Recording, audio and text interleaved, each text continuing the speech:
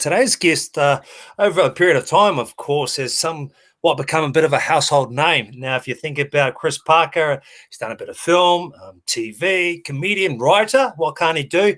And right now, in particular, he's absolutely killing it on Treasure Island.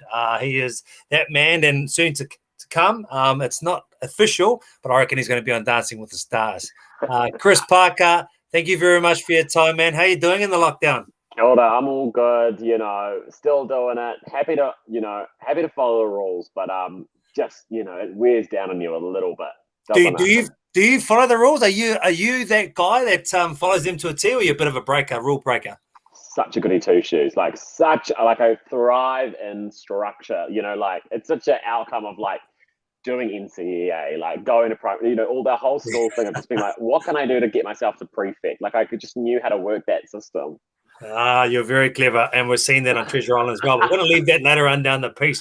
But first of all, I just want to say thank you on behalf of a lot of people out there in lockdown who stick by the rules, and because they stick by the rules, they don't get to have as much joy in their life. But what you've been doing, whether it be on Treasure Island or on your Instagram page, which is at Chris Parker 11, you've been really helping us fill that void. So why did you take it on yourself to do that? Such a good question. I think naturally it's an instinct in me, a reflex to entertain people. No matter how I'm going or getting on, it's just what I do. I just love getting in front of people and performing for them. But also there's a part of me that is creative, and it's an artistic expression, even though it's not hanging in the Louvre. It's still I want to make. I love constructing and writing and creating things, and that's very much part of my identity as well. So I think when something like this happens, I'm oh, I could be creative and do something fun and keep myself busy, and also bring a bit of joy and laughter and entertainment to people's days. So it's win-win. But now I'm oh my gosh, everyone's can't wait for his 5 videos a week. Oh, maybe 4. How often do you get creative? Was your mind one of those minds that are going non-stop and it's just in your head, and you have to have dumps daily? And how do you get that creativity? Do you ever have creative blocks that find it hard? You got five reels that you need to put out, or 5 IGTV stories. How do you go? Because it's funny because it's my job in a way is to create stuff, and so I consider it like a craft in a way that say training. It's some days you're I can't do this. Sometimes you just can't wait to get into the space and train, and sometimes you're I don't want to. But it's their willingness to try and push through. And something comes out on the other end, So some days, it feels the light bulb goes off. Oh, here's a great idea. And then sometimes you're really going well, I'm working this idea. I think there's something in here. Is there a sketch in here? And then really beginning to craft it. And that feels the practice or craft of creation, which I think is also kind of exciting to exist and kind of learn how to do both. It's so funny because you always feel there's no more ideas. There's no more ideas. But it's actually if you just push a little bit further, you'll find something, So I always try, and it's a nice test for myself to go what else can I discover? Yeah. Have you got a little tip there? Because there's a lot of creative people watching right now, and you get those mind blanks with those blocks. Do you go away? What do you do, Chris Parker, to ensure that you break through that barrier? There's two things I've got. One is a really practical one of just a notes app that's just got because you never know when a good idea is going to come. So I just jot down an idea on the notes app. But the other one is I always look in as weird as that sounds, because it feels I feel the most relatable thing is how we feel. That's the thing that we all can connect to, and it's a universal experience. And I know how to make the personal funny. So I'll always go how are you feeling, Chris? I'm I feel if someone asks me how was my lockdown going one more time, I'm going to scream because clearly it's not going well. And then I'm that's funny. Okay, let's turn that into something, So that's how it begins. But it's always that looking in, But it's they say comedy and tragedy sit right beside each other. And sometimes they say what comedy is tragedy plus time, and that allows you to laugh at something that's kind of tragic and it becomes comedic. So but what for me it is comedy is just sort of truth. So if you're sort of digging on something that is true for you, it is true for other people, and then we're able to relate to it, and then that's how we're able to kind of laugh at it. No, I'm not going to laugh, and I did mention you're going to be on Dancing with the Stars. I've heard that you've said that you want to do that because there was ambitions early on down there in Otautahi, Christchurch, that Chris Parker wanted to be a dancer. Talk to me about that one, bro. Oh, look, I'm not. I can promise you, I'm not on Dancing with the Stars anytime soon. But I've always loved dancing, and again, it comes back to like expressing myself. But it's a really interesting journey because I was born with this really specific, I don't know what the right word is for it, like condition, called Poland syndrome. So I don't. It's not like a disability. I don't feel like it holds me back in any aspect of my life. But I was born without my right pec muscle. Like that's never been there, and you might have seen that on the show. Yep. I'm spending a bit of time shirtless on the beach, and what that did mean was there was like a little bit of like mobility stuff that mum was worried about, a bit of upper body strength that she was worried about, and like often the strength in the shoulder socket like would like dislocate as a kid because you're just not strong up there, and I didn't have that like pec muscle that was kind of holding it all in. So she was like, "What is a great way of like sort of gently building up a bit of strength coordination?" And so she, when I was really young, enrolled me into ballet class. And I think as well, she knew that she maybe had inklings that her boy was a bit more softer, more feminine, like than the other Yeah. boys running around, and that maybe I would have thrived in a space that was like, filled with girls and tutus and, people that I could more relate to rather than like running around on a sports field, like playing GI Joes. Mm. And I just like loved dance. Like I loved ballet as a kid, and I did it, right until about 11 or 12. And then I gave up, out of just the environment of like, if you were back then, in the 90s, not Yeah. which doesn't feel long ago, but if you were a boy doing ballet, like it meant bad things, or it meant you were less of a man, or and at that time, you're not sitting in, you don't know what it means to be like authentically yourself. Like you don't know how good that feels. You want to be like anyone else because you just want to fit in. And so I kind of gave up this thing that brought me so much joy and so much pleasure. And gosh, ballet is so hard. Like it is Oh so yes. Yes. hard, and the discipline is really tough. But it was all around that puberty time in my life where everything's bubbling up. These ideas of like normative forms of masculinity that I had to fit in, that I felt uncomfortable sitting inside of, and wanting to dance, wanting to wear tights, but also having to like lift. Because even ballet, despite most male ballet dancers that I know are gay, the form itself is very heteronormative. Like it's like a prince lifting up a princess. Yeah. Yeah. He's going to save her from a tower. Like, and so I also felt really uncomfortable in that space of like, having to like do these dances where I was lifting women around kind of romantically. And so I escaped from that. But I would always kind of dance in my own time, and Yeah. sort of involved. I just like using my body.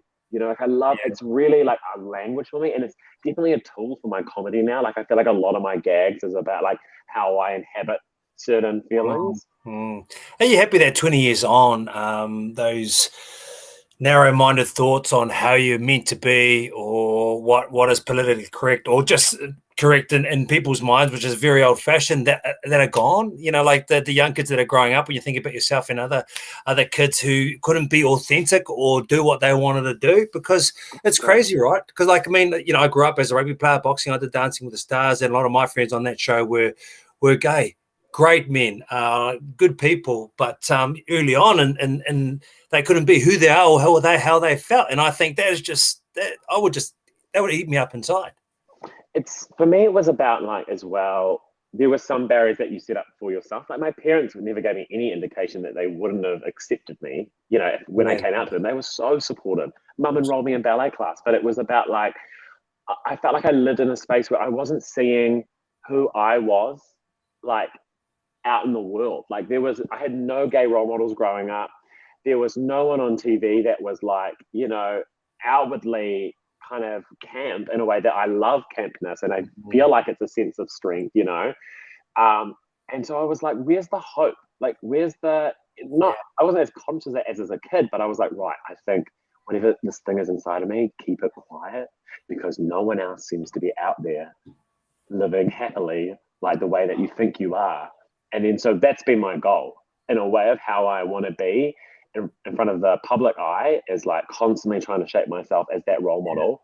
for myself, for my past self. But now we live in this world that there are so many, and I'm like just so grateful, Yeah. because you don't want to. I don't know, but it's still a journey, isn't it? Like even today, like with all these role models, there will still be people that struggle with Yeah. landing in themselves. But you just hope that eventually they'll find their way.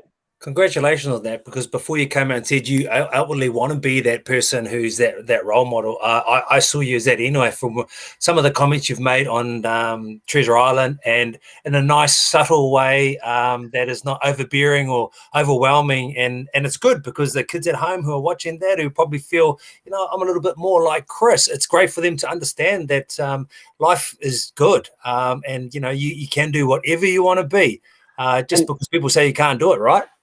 It's Monty, like I would have watched your season. I'm sure I remember watching your season of Treasure Island, and like it would have terrified me, the idea of being in that space, because I don't feel like there would have been a part of me that would have been able to do it. But actually, I think I would have been able, like, had I been, my age now in your season, I think we would have like got along absolutely, But at that age, you're not seeing anyone in that space. You're like, how would I go? So it was this kind of really profound moment of like actually being in this space, this arena that in my mind was so traditionally like filled with your Monty Beethams, and me being like, I pale in comparison to like that incredible athlete, but also doing it still and doing it in my own way. It was like, oh my gosh, like it was sort of like profound in a way. You're doing it, and we're going to touch on that very soon. You're doing it with such class, and you're just becoming the Treasure Island killer at the moment, which is wonderful to see you being a real role model. Okay, so you weren't going to be a dancer. Acting, Toi Whakaare is where you went. Wellington, talk to me about that. How you decided, look, I want to do that. This is what I want to do. Because, as a kid, did you have a lot of aspirations? Oh, like, we all did, like as kids, what like we did our thing in the weekend. My thing was like making shows in my house. Like I would like turn my bedroom into a theater and like create, like I just, again, like it's what I've been doing my whole life, is like creation and performing. And then I went to my high school was Christchurch Boys High School. It's like really masculine space, like one of the top schools for rugby in New Zealand. Amazing rugby program there, and really was quite, it was like, it was the part that it was the space, the pressure that was like dimming my light a little bit, and but I, through that space, I found theater sports, and I felt like improv comedy, and that began, that was like my way to survive in that space, in that school, was like people knew that I was funny, and so that kind of got me like my stripes in a weird way that now I wouldn't even need to feel like I needed to prove myself to them. But back in the day, I was like, how do I show people that, like I'm not weak or whatever? And I was like, oh, I can show them that I'm funny. So it became like that, became a survival tactic. And then knew I wanted to do drama, and it wasn't being offered at school at the time. And I was so hungry for the opportunity. And then I remember hearing about Toi Whakaare and being like, I reckon this could be the thing for me. And so in seventh form, my final year of high school, because you had to be 18 to go to drama school. I auditioned and I got in on in that year, and I remember that feeling of like, like just high school for me was just like, I was like, come on, come on, come on, come on. I want to do what I like. All I wanted to do was be an actor, and then to finally get that like acceptance into Toi Whakaare and be able to train for 3 years full time. I was like, now we're on. Like now we're doing the thing. Let's go, baby. Yeah, I was ready for it, and I loved it. Like, loved it so much. Just focusing on my craft every day and being around really creative people, and like I still wasn't out. Like I was still going through my own journey, and I tried to keep it really separate from my profession. So I didn't want it to become like because they use like really personal things in acting training. Like you are dealing with human emotions, and I didn't want my sexuality to like be a part of that. So I waited until after drama school to like come out, which was like not a regret, but just the way I did it. And yeah, but I'm so grateful for that time. I met some like lifelong friends, and we're all still kind of working and doing our thing. And yeah, it was just like changing it from like a fun thing I did to a thing I could do, like, and get good at and like make a living from, you know, and do it for the rest of my life. Very supportive parents early on. You realize that, which is good, and I think that's helped you with your upbringing. But when you're thinking about a career in performance, in theatre, TV, did your parents try and talk you out of it? Because, you know, like, first of all, it's hard to do. Second of all, you know, like, sustainability, long-term money, these are all things that probably go, oh, stay away from there. Oh, harder, like totally. But they also knew they had no chance with me. Like there was no way I was not going to do anything else. Like I've been doing it every day since I was like 5 years old. Mum was like, it's my fault for enrolling him into ballet, I guess. Like he's doing it. And I was very like determined and adamant. Like I'm very protective over my career because it's something I really cherish and love. And it brings me a lot of joy. So I don't like, I really, it's hard, you know, because now I have a really interesting relationship with it because sometimes I don't get to do it as much as as often as I want to because of like lockdowns and stuff. But like I feel the most useful in this world when I'm performing. Like that's where I feel like I'm given. I like not that I don't believe in like a divine purpose, but like you know, you do want your life to mean something or matter or be of use to others, and I feel like that's where I'm useful as like entertaining people, and I feel like that's a valid. You need those people around, you know. So I've learned now to like find my self-worth in other places because like you can't always rely on being in front of people to find that. But you know, like when I get to do it, I'm just like, let's go. And like that's the thing I always say. Like I'm working on my next hour of comedy, and I want it to be about like I think it's going to be called "I Will Not Give Up on You" because it's like that's what I say behind the curtain to the audience before a show kicks off. I'll just like look at where the audience is, and the curtain will be in front of me, and I'll just go like, "I will not give up on you, I promise." And that's like my like pact with the audience. It's like they're trusting me with their money, and I will never disrespect them by like phoning in a show. Like you will always get all of me, you know.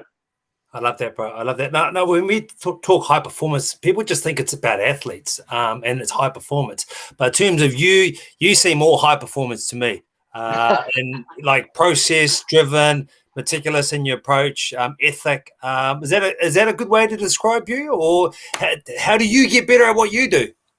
That's so. I really. It means a lot to hear that. You know, like my brother is a like a rugby league coach. He plays a lot of rugby, a lot of league, and you know works with young guys doing that. And so he's really different to me. You know, like we're so like he's so straight, and I'm so gay in that sense. You know, but how beautiful that we can exist beside each other, and we've always tried to really like respect each other and what each other does.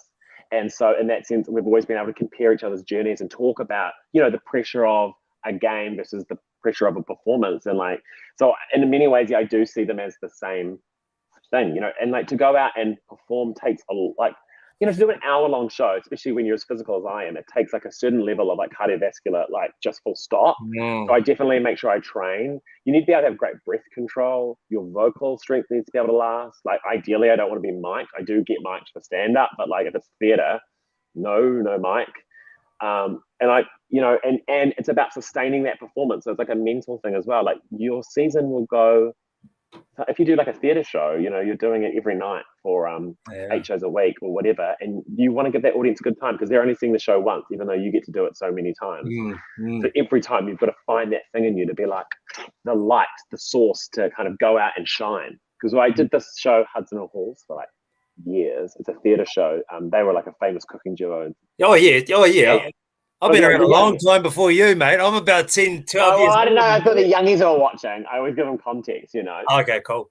Because I didn't know who they were at all. And so stepping into that role was like, you know, a big step up in my career. It was like a, you know, massive theater show. And I was feeling so out of my depth. You know, I was playing like a 50-year-old dude, you know, who now passed away. And, you know, it was a really tragic story. And people loved them and knew who they were, knew the energy of Hudson Halls. And I did that show almost 300 times. Crazy. The same show, 300 times. Because, you know, like people go, oh, easy, you did the same show 300 times, but each time you deliver that line, it's got to be like it's the first time. And like that in itself is hard to do, right? So what drives you? Because you say you've got these little things before you perform, like you come out and what was the mention that you say to the people out there? I say I will not give up on you. Nice. So Like I'm just like committed to the audience. Well, it's about creating an authentic relationship with the audience. I always see the audience as like kind of one being in this really weird way, but it's the best way for my brain to kind of understand who they are. It's like you're tonight, you're tonight's crowd, and it's you can't just like push your relationship with that audience onto them. Like you've got to forge it together. So sometimes they've got a different energy, and you just kind of have to find where they're laughing and be like, oh, I see, that's sort of what it is tonight. So like with stand up, that's easier because like, you're just kind of going back and forth on the mic. You're able to kind of build authentic relationship with a crowd. And I've now got like little tricks up my sleeve that I've been I couldn't think of anything scarier. You go on a rugby league field, you tackle, it's straight and forward. You tackle, you run, and you've got teammates to help you out. You get out there in front of the crowd, and let's just say, in a rugby league game, you try and set the tone. Your first collisions have got to be strong and tough. Do you have themes that you have when you go out there to perform? Because I tell you what, if it's a shit crowd, I just feel like, I remember the ad that JK did, dig that hole and jump in it. What do you do when you get in that situation, man? Well, I think every show you can save, we try not and like be like, oh, bad crowd. I mean, sometimes you will, but like I always feel like if you're good at your job, you can win them over. I think there's a thing about like pushing as a performer, which isn't always the best strategy when it comes to performance. That like it's not working, go harder, push harder. What that creates is a kind of tension or frustration. Whereas sometimes like breath and change the direction, like actually listen and go like, they're not liking this side of you. So don't keep pushing that louder. Like don't just turn up the volume, change the radio frequency and then like, and put on some jazz because maybe that's what they're going to be listening to. So like, it's about like changing and modulating yourself in order to like, and I can hear a crowd like I could hear a passive aggressive partner. Do you know? Like yes, I just know how they're feeling. So if the crowd seem moody, I'm like, okay, I got you. Or if they feel scared, like sometimes crowds don't, especially in New Zealand, we don't like putting ourselves out there. So it's like if they find something funny, it's they keep it to themselves. So what I try and do up top is be like, give them full permission and be like, hey, like by the way, like you're allowed to laugh tonight. So just like relax because I want you to laugh. And if something goes bad, don't worry about it. I know it's gone bad. It's all good. Like, and then everyone's like relaxes a bit more. Everyone's so on edge as audience because they're worried for the performer. But I just try to let them know, like, I've got this. Like, trust me, you can just have a good night. I got you. I'll look after you. You don't worry about me. I will perform. But just on that, now you're a seasoned pro, so it's a little bit easier. Like we say in rugby league, you play 50 games, you play 100 games. Things are a lot easier for you. But these early stages and the advice you can give for people that are new in a lane, not just so much stand-up talk and everything else. When you've got those insecurities or their self-doubt, or you think I can't do this, what sort of advice can you give them? Oh, great question. In terms of like early career, it's fascinating, isn't it? Because it's like, I mean, one thing is like for me, because it's about like writing, it's about sticking true to your authentic voice, like not just trying to see what is successful in someone else and trying to replicate that. What is going to make you successful is what is successful inside of yourself, like what is authentic to you. So it's about always looking in, rather than being like, oh my God, so-and-so's done it this way, maybe I could go their way. It's like, no, just like forge your own path. You're going to be much happier that way. And in terms of like, it's a bit like Treasure Island in some ways as well. Like it's as much as we don't want to admit it, you got to play both games. You got to be like strong on the field, and you've also got to like be strong in your alliances. Like you've got to. My dad always says like, make sure you are a pleasure to work with. Yes. Because if you are a pleasure to work with, someone will work with you again. Versus you could be talented, but if no one wants to work with you, no one's going to work with you again because there's talent everywhere. But be a pleasure to work with, and like you'll get the job again. I absolutely love that, bro, and I say that to my son every day, and I keep up on him, even if it's just his manners or just that impression that you leave with someone, because like you can change the way a particular person is feeling by that first interaction that you have with them on that day. It can make their day a better day, or you can make it a shit day just because of what you said or what you didn't say, right? Which is absolutely crazy. Film, TV, theatre, writing, stand-up, live. Which do you like the most and why? Like the live scene is really like that is the unsustainable one. Like that is the hard one. But it is my true love. Like that's where I fell in love with it all, was like being out.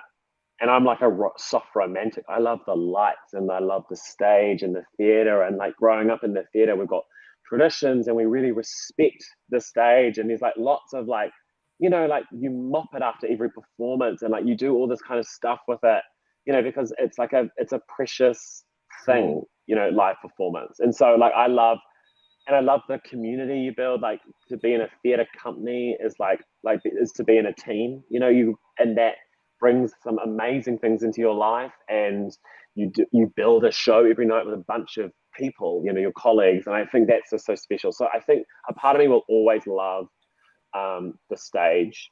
However, that TV money is so much better. And I love the idea of like action, cut, and then having a break when you cut, like that's so good. Yeah. And the snacks are better and it's more sustainable. So I think I've just tried to manage to do a mixture of both. Yeah. How do you improve, bro? How do you improve yourself? I mean, because, like as rugby league players or athletes, we have coaches, we have people that we model ourselves on. But in your particular lane, you always talk about being true to your own work and being authentic. So how does Chris Parker get better at what he does? It's funny, like I guess if you would keep losing, you'd go like, all right, like we've got to win. That's your feedback. That's your barometer of how you're going. If you need to improve, and there's always room for improvement. And for me, I guess it's like how the performances are going. Are the audiences laughing, or am I, as I'm getting over this show or over this run of comedy shows, am I getting more and more sour on stage, and then it's less of a good time for the crowd? So do I need to like fix that? So there's a couple of ways. Like I'll record shows on my voice apps, just like listen to that back sometimes and be like, okay, you're stumbling over your words here. I think you'd hit that joke harder, and some like simple craft stuff. And then as well, like, I mean, it's interesting. I did the Edinburgh Fringe Festival, like in 2019 before everything shut down. And, that's tough. That's like the biggest theatre festival in the world. And I was performing at like 8 o'clock at night every night for a month, and then would do snort comedy, our improv show afterwards at 11 every night for a month. So I wasn't going to bed till like 2 a.m., 3 a.m. most nights for a month. And it's every night. And you might perform to 7 people, 8 people, and then you might get like 40, 80 people and back to like 2 people. So it's like it puts you through the ringer. And you really have to like have that internal conversation with yourself. Like you need to have your own, like, in a way, mental coach in your brain that's just like asking yourself and keeping yourself accountable, because it's a really isolating career in that sense, comedy. You're on your own backstage. And you have to be like, talk to yourself to be like, you've got this, and you're tired, but that's okay. Leave the tiredness at the door and like get in there, Yeah. Well, that's the thing. I mean, have you got a little tool that you can share with us in terms of how you pragmatically get up, or you keep being the best person you can be,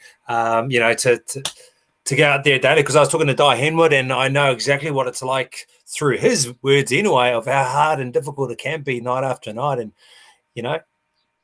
I mean, I will always cherish remember how sweet it is to like get a laugh from an audience. So like if that feels good for me, I like remind myself of like the positive outcome of why I'm doing this. Like, it'd be so good to be out there performing. Like they're going to be laughing, going to love this.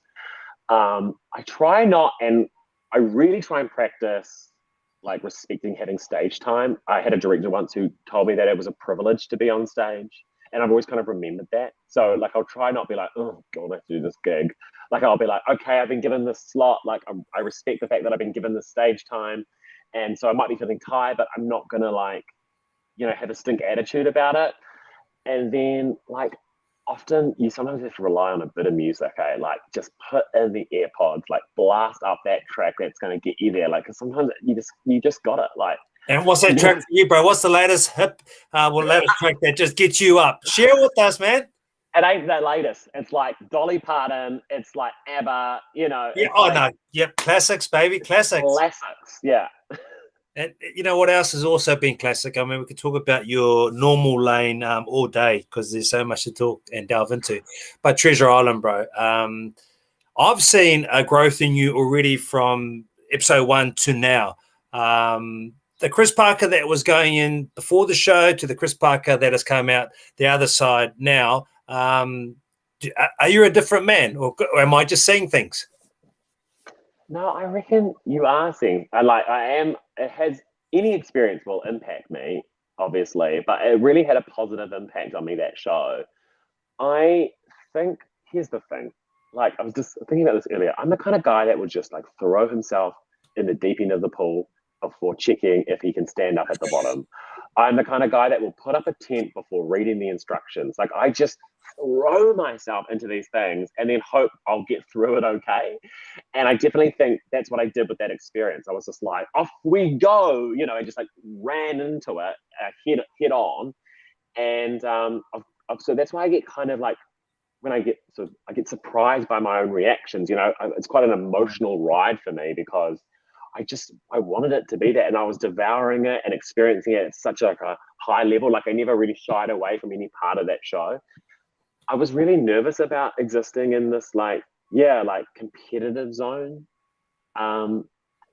against athletes. I'd seen what it takes from like other people to win this show, and I was like, whoa, I don't know if I'm going to be able to compete on that level. And then I discovered that, as you said earlier, like, to be able to be a performer, you know, an actor, a comedian, survive this industry, it takes a certain mindset, you know, and to be able to do that and to be able to perform under pressure. And I totally had honestly underestimated myself. And classic me was like also thinking that everyone was underestimating me, but they were not. I was the biggest, you know, my brain was the biggest one doing that. First of all, when you went into that, was there a part of you that thought, I'll show these bloody athletes? Did you really back us up? Or were you genuinely just nervous and worried about this, you know, even going in with this whole imposter syndrome sort of? We have I reckon you've had an experience maybe of like winning a lot. Whereas in my life, when it comes to like just simple games, I have just so much experience of losing. I'm such a great loser because like my brother, you know, even just like, you know, PlayStation or running races as kids, eating spoon races, 3-legged races, all that stuff, always dead last. And so like became very comfortable in that space of like losing and knew what it was like. And that's why I can kind of make jokes when I do lose sometimes because I'm so comfortable losing.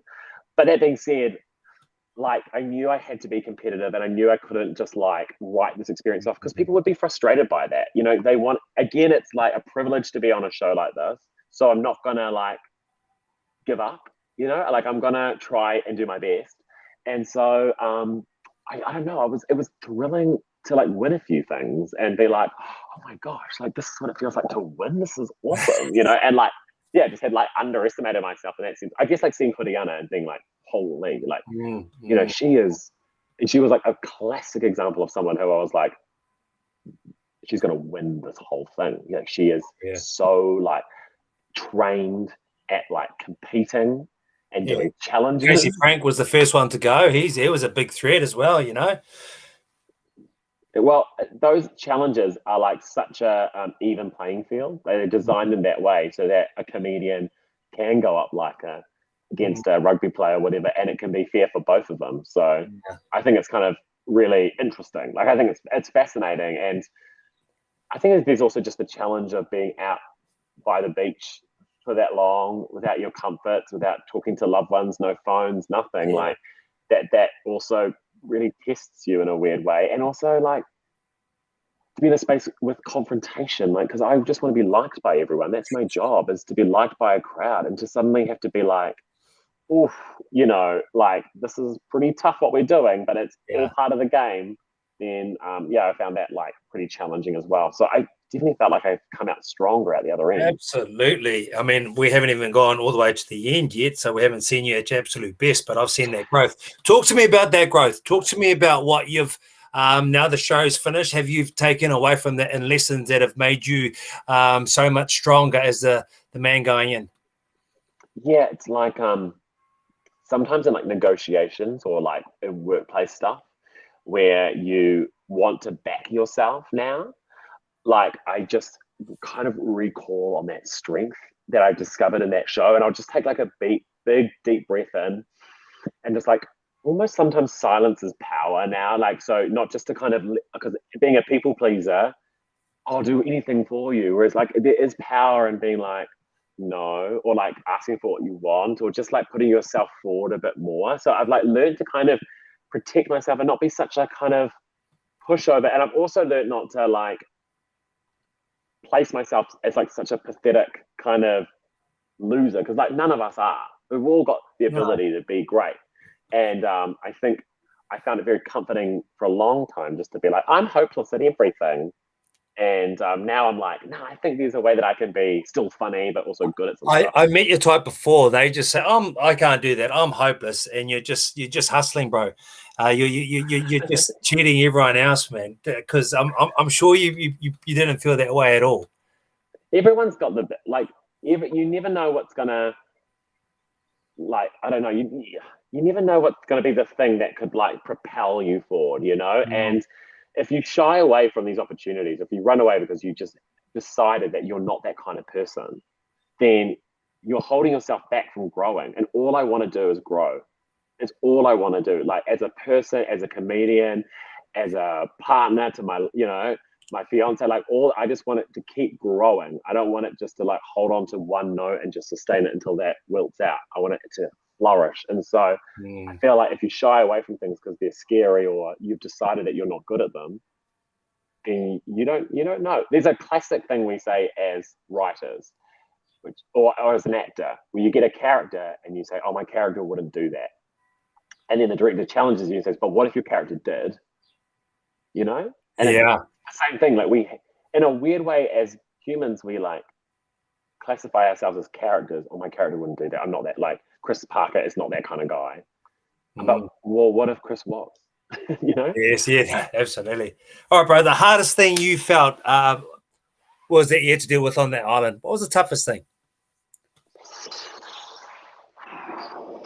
Oh, like honestly, my biggest challenge here would be that imposter syndrome of everyone seeing me as this threat, and at that time, like because I'm not watching the playback, not seeing that in myself yet, like, Yeah. and so I was just like, wish I could like call on the thing that other people could see in me, um, at the time, and so yeah, I feeling that great sense of imposter syndrome and feeling hopeless and burnt out was hard, and also like people were sucking me dry in a weird way, like because they knew I was a life force, that I was going to bring humor and Mm. joy. So, I got poached from another team and they're wanting me to cheer them up, but I'm also feeling a bit Yeah, drained and depleted. absolutely. Like you're like it's the hardest environment you've been in, and challenges you have to deal with. Did you fit up with that, bro? Like everyone having you always having to be the funny guy, and do you find pressures with that as well? Because you're the funny guy, be the funny guy, and almost on cue sometimes.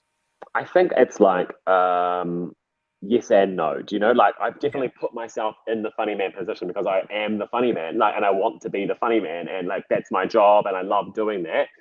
But all it was really was a sense of like, if you give, and you never take, then you're going to run out of something to give eventually. Like you've got to make sure that you fill yourself back up again. And I wasn't. What I realized in that moment was I wasn't like filling myself up. I needed like a couple of hours where I just went alone and just like recharge my battery so that I can be like that for other people, because I know as well that is my default is to like give and cheer people up.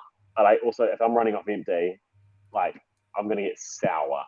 Mm, mm, mm. We're talking off here, like when I did it back in 2006, I had 21 days on the island, and you have so much time to yourself, and because you're so hungry and tired, you really do think about what really matters or what's important to you or what you're going to do going forward. Can you share with us one of those Oh, epiphanies or one of those things that well, we were so privileged to be able to do it in Aotearoa. So, like, part of it was feeling so grateful for this country. Like, we got to spend so much time, like, not on your phone, like, not taking a photo of the sunset and just kind of looking at it. And every morning we'd like wake up and there'd be like dolphins like diving in the water, and you'd just be like, what the heck? Like, this is incredible. So I became incredibly grateful for our whenua in a sense.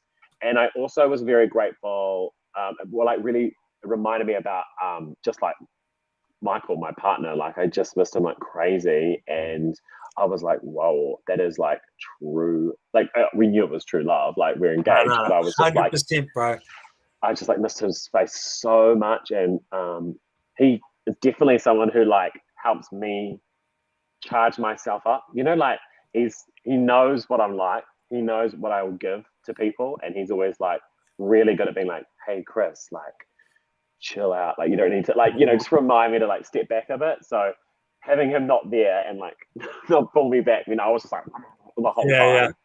So I really missed him, but I'm so grateful to have like Brinley on the show with me because your best mate. Best mate.